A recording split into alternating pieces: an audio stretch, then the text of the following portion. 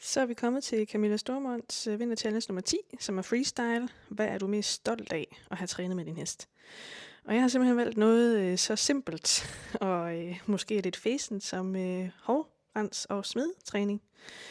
Jeg er super stolt af, at jeg kan stå med min 2-års unge hest og ordne hendes hove, pleje hendes hove og lave smedtræning, balancetræning, hvor hun står på 3 ben, uden hun er bundet, uden jeg bliver nødt til at skal korrigere hende hele tiden.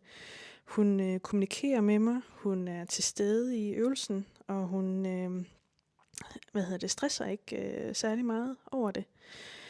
Dermed sagt, er det jo ikke altid perfekt, det vi laver.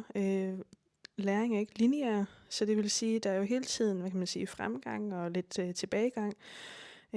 Og det synes jeg er utrolig fedt. Jeg kan virkelig godt lide at være i processen med min heste og hvile i, at det kan godt være, at der lige sker noget nu, som er lidt usikkert, eller som man tænker, hvad sker der lige, hvor kom det fra?